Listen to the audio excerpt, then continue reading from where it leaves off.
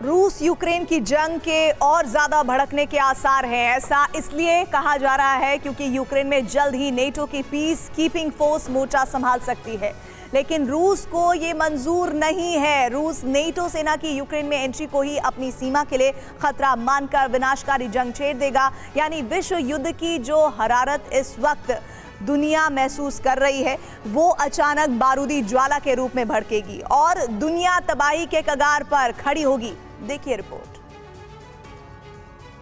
NATO की तैयारी प्रचंड और ज्यादा भड़केगी जंग। यूक्रेन के बारूदी जोन में महाविनाशक तबाही की तस्वीर वक्त के साथ और ज्यादा साफ नजर आ रही है।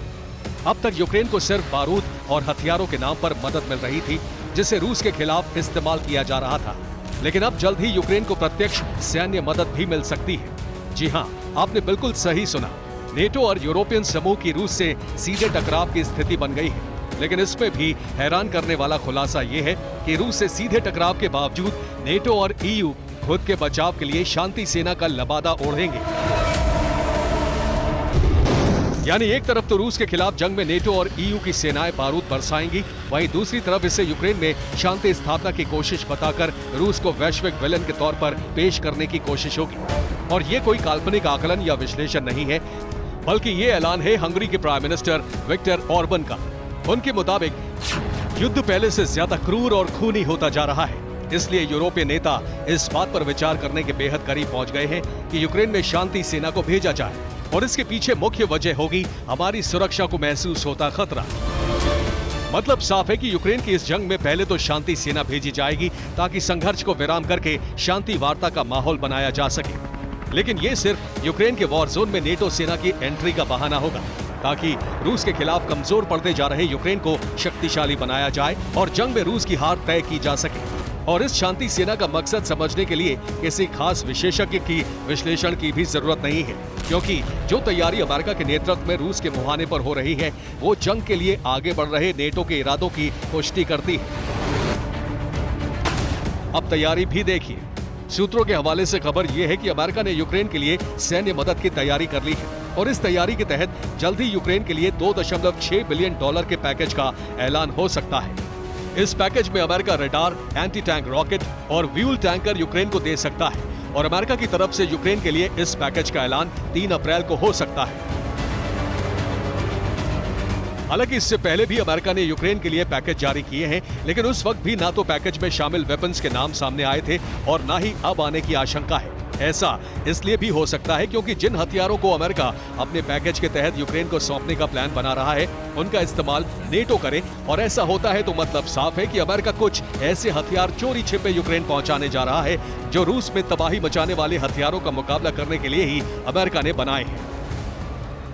फिलहाल अमेरिका की तरफ से यूक्रेन को सिर्फ सैन्य सहायता पैकेज देने का ऐलान हो सकता है और इस बात की संभावना इसलिए भी ज्यादा है क्योंकि इस बात का खुलासा खुद अमेरिका के 3 सैन्य अधिकारियों की ओर से किया गया है, जिन्होंने नाम न प्रकाशित करने की शर्त पर इस बात का खुलासा किया है और साथ ही कुछ सामान्य हथियारों के नाम भी बताए। हालांकि आधिकारिक रूप से अब तक सैन्य पैकेज का ऐलान नहीं हुआ है, इसलिए अमेरिकी सैन्य अधिकारियों के खुलासे को ही भविष्य की जंग का आधार माना जा रहा है। और अगर इन्हीं सैन्य अधिकारियों के हथियारों के डिप्लॉयमेंट को लेकर आकलन देखा जाए तो अमेरिका से यूक्रेन को बेहद शक्तिशाली हथियार मिलने वाले हैं। दावे के तहत अमेरिका यूक्रेन को निगरानी radar, tank, armoured vehicle, anti tank missile, artillery और फ्यूल ट्रक दे सकता है। इसके अलावा कुछ मिसाइल्स भी टुकड़ों में यूक्रेन पहुंच सकती है, जिसे असेंबल करके नेटो सदस्यों से मिलने वाले फाइटर प्लेन में तैनात किया जा सकता है। यानी नेटो सेना के यूक्रेन के वॉर जोन में उतरने की तैयारी शुरू हो चुकी है और इसका एहसास रूस को भी है। यही वजह है कि रूस के पूर्व प्रेसिडेंट और मौजूदा नेशनल सिक्योरिटी काउंसिल के डिप्टी दिमित्री मेदवेदेव ने नेटो से पीस कीपिंग फोर्स के नाम पर सेना भेजने की गलती न करने की चेतावनी दी है। मेदवेदेव के मुताबिक यूक्रेन में नेटो के शांति सैनिकों की तैनात होने पर रूस उसे सैन्य तैनाती मानेगा और इन तथाकथित शांति सैनिकों को रूसी फोर्स अपना वैध लक्ष्य मानेगी। अगर उन्हें यूक्रेन के फ्रंट पर तैनात किया जाता है तो फिर नेटो के खिलाफ रूस सीधी जंग की चेतावनी जारी करता है। यानी मेदवेदेव ने एक तरह से नेटो की पीस कीपिंग फोर्स की तैनाती होने पर सीधे तीसरे विश्व युद्ध की शुरुआत का ऐलान कर दिया है। इसका दूसरा मतलब यह है कि रूस के हमले न सिर्फ यूक्रेन बल्कि यूक्रेन के बाहर भी शुरू हो जाएंगे और खास तौर पर यूक्रेन पर विनाशकारी अटैक बिना रोक टोक के होंगे। यानी हालात बिल्कुल साफ नजर आ रहे हैं। गर्मी की शुरुआत होते ही ये जंग रूस वर्सेस नेटो में तब्दील हो जाएगी और तो और जंग की आधिकारिक घोषणा तक कर दी जाएगी। बहुत मुमकिन है कि अमेरिका के हथियार और नेटो की फोर्सेस पहुंचते ही ये जंग एक नया रूप ले लेगी और दुनिया जो अब तक आशंका पाले हुए थी वो आशंका सच हो जाएगी। यानी 2022 में जो आशंका थी कि विश्व युद्ध रूस वर्सेस नेटो में छिड़ जाएगा वो होकर रहेगा, जिसका मतलब साफ है महाविनाशक तस्वीर। हालांकि रूस के पूर्व प्रेसिडेंट की तरफ से चेतावनी जारी होते ही अमेरिका ने अपनी रणनीति के तहत ऐसे बयान जारी किए हैं जो जंगी माहौल गरमाने से बचा सकता है। इसमें पहला बयान अमेरिका के सैन्य पैकेज के तहत मिलने वाले हथियारों से जुड़ा है, जिसका मतलब ये है कि अमेरिका आने वाले दिनों में भी यूक्रेन को ऐसे बड़े हथियार नहीं देगा जो रूस की सीमा को पार करें। बयान का विस्तार समझिए। अमेरिका के शीर्ष जनरल मार्क मिले के मुताबिक अमेरिका जंग के लिए यूक्रेन को अटैक एमएस नहीं देगा। अटैक एमएस की जगह अमेरिका लंबी दूरी वाले दूसरे विकल्पों पर विचार कर रहा है। अटैक एमएस देने से यूक्रेन में जंग और ज्यादा भड़कने का अनुमान है, इसलिए यूक्रेन को सीमा के अंदर तक हमला करने वाली तकनीक दी जा सकती है। मतलब साफ है कि अमेरिका को अब भी रूस के खिलाफ खुले तौर पर लंबी दूरी के हथियारों का इस्तेमाल करना या यूक्रेन को मदद के तौर पर देना आसान नहीं लग रहा है। इसलिए नेटो की पीस कीपिंग फोर्स के मुखौटे का सहारा लिया जा सकता है और इसका प्रमाण ये है कि अटैक एमएस भले ही अमेरिका नहीं देगा, लेकिन अपने नेतृत्व में अमेरिका किसी और देश से जरूर दिला सकता है, जिसका भरोसा यूक्रेन को दे दिया गया है। लेकिन सवाल अटैक एमएस में ऐसा है क्या, जिसका उल्लेख अमेरिकन चीफ जनरल ने किया है। अटैक एमएस यानी आर्मी टैक्टिकल मिसाइल सिस्टम, ये सरफेस टू सरफेस हमले के लिए बनाया गया है।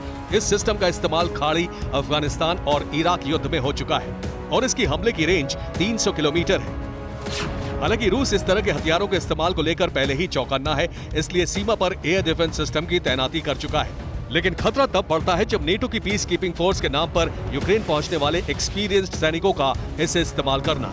अगर ऐसा होता है तो गाइडेड मिसाइल रूस की सीमा पार कर सकती है और ये विश्व युद्ध का आधिकारिक ऐलान होगा। ब्यूरो रिपोर्ट, TV9 भारत मंच।